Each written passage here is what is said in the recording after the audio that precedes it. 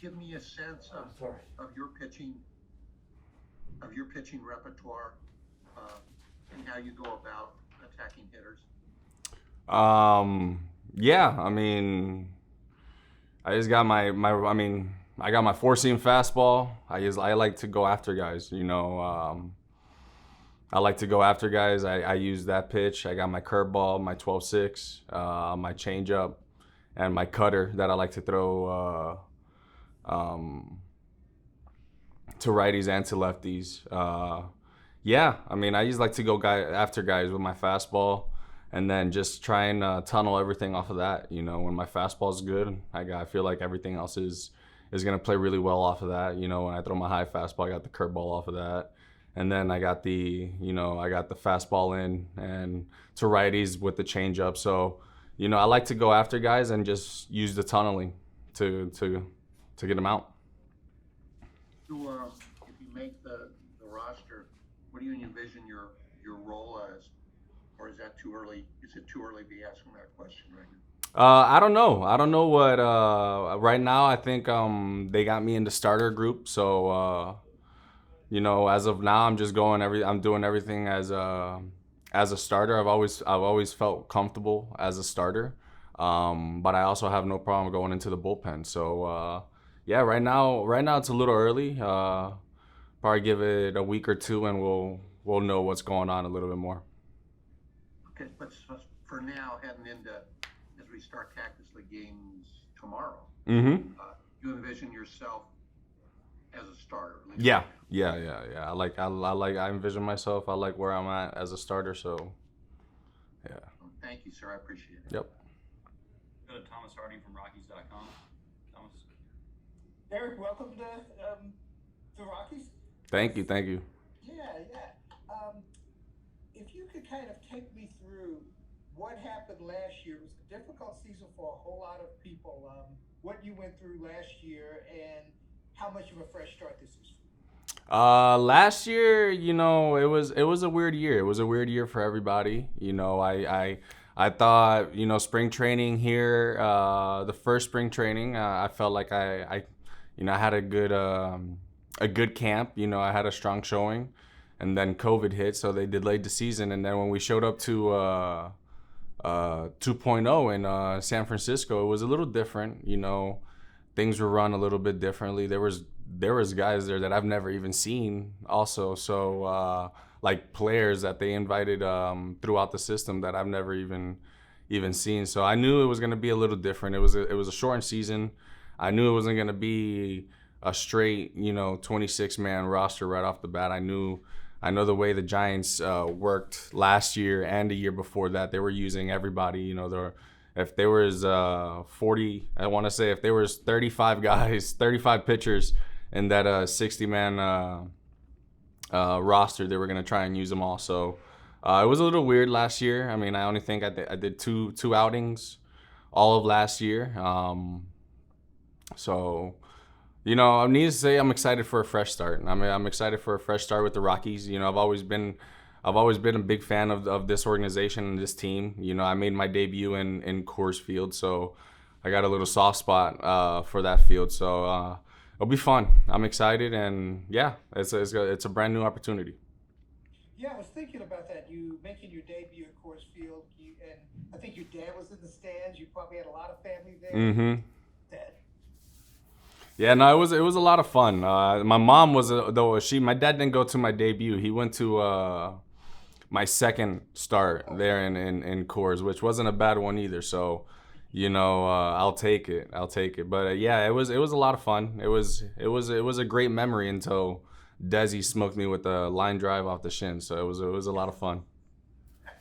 That is definitely true. Yeah.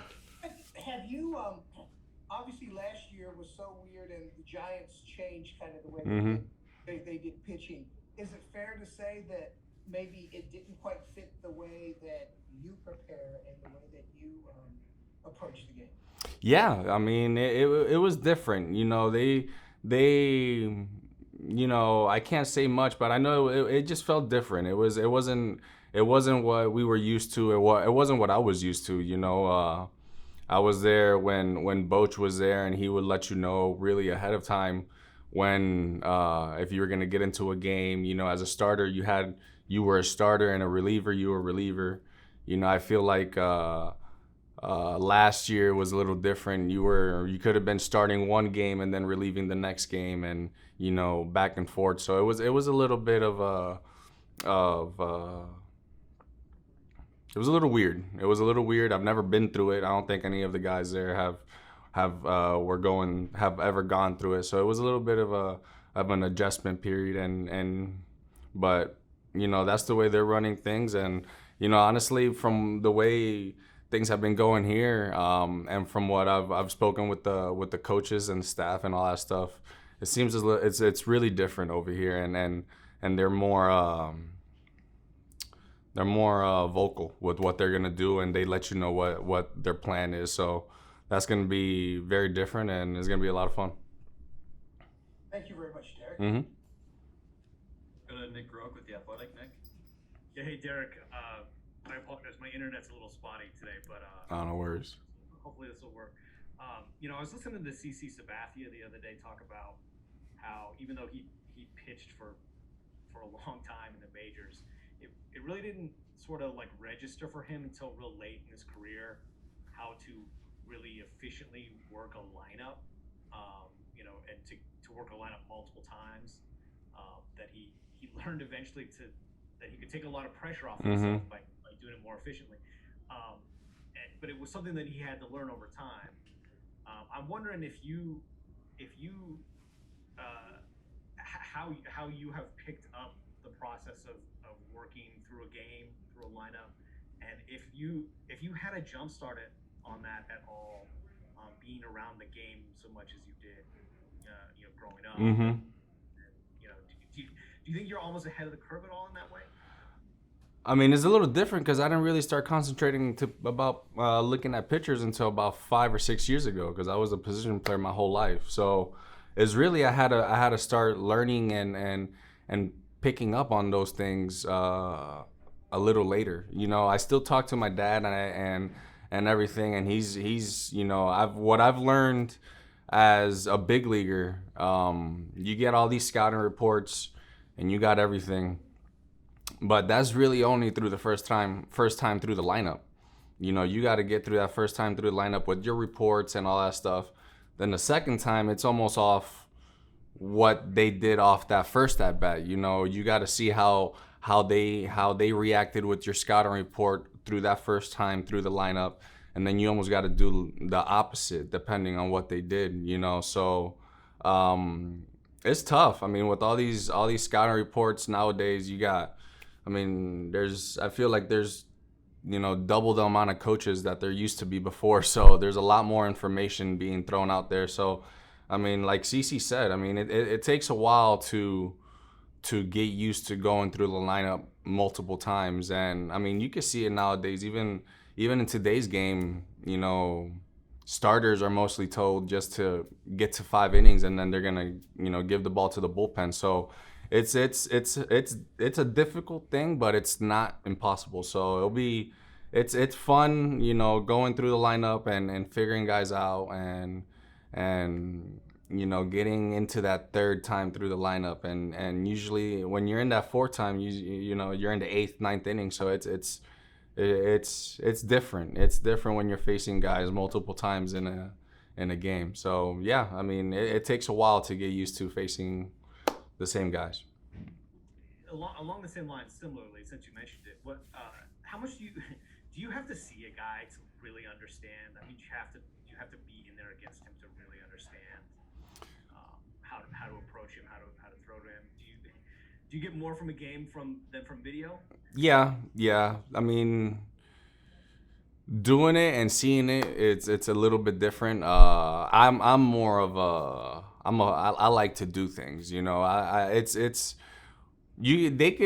you're not the same as everybody else, you know. All the scouting reports and all the video and all that stuff, they're facing other pitchers. They're not facing you. You know, when you're facing the guy, that's when you could tell, okay, he's gonna react this way to my pitches, you know, because I'm not a flamethrower. I'm not gonna blow 97, 98 by you. So I need to see, how I do against certain hitters and how guys like me do against certain hitters. So I'm more when you really don't get an idea until you face them at least once or twice.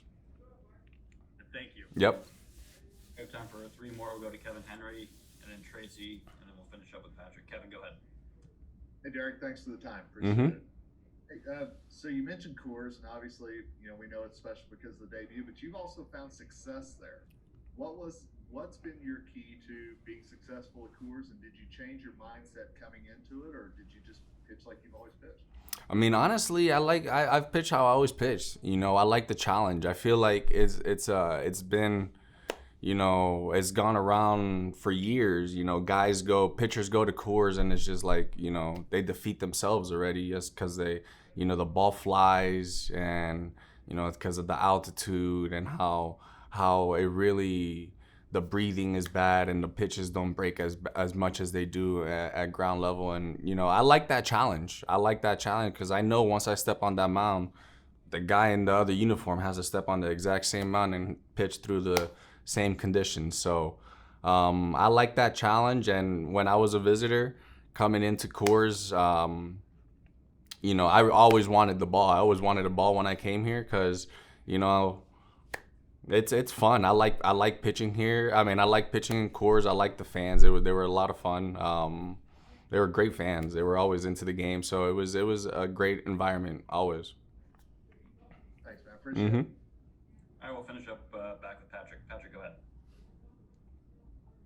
Hey, Dereck. Yeah, Kevin just took a little bit of my question, but the Coors Field question, which we ask every pitcher who joins the Rockies, the Coors Field question. Yeah.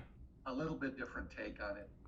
Can you give us a sense, the reputation of that ballpark, be it when you're with the Giants, whatever, were there some people who were just like, oh no, we got to go to Denver and pitch in Coors Field? Or, I mean, is that still around? Are there guys who look at it like, man, I hope my turn in the rotation doesn't come while we're in Denver? Is there still some of that? I mean, there's still some of it. I mean, I feel like it's more younger guys just coming up. But it's the same. It's everybody knows we just got to go up there and pitch. We just got to pitch. They try and tell us not to think about it, really. And it's true. We shouldn't really think about it because, like I said, the same time we're playing and the same time you're on that mound and the same time we're up there, we got to face another team that's, in the same conditions. So it's still around a lot, but I feel like it's starting to die down a little bit more than it used to be. Because, I mean, Coors, the ball flies, but it's a big field. So there's a lot of hits, like bloopers that land and everything. So it's kind of a mix of everything. So it's still around a little bit. Guys still, I know some guys really don't like it, but there's other guys like me that really don't mind it. Well, thank you, man. Appreciate it. Yep. All right, thank you, Dereck. Yep. Appreciate the time.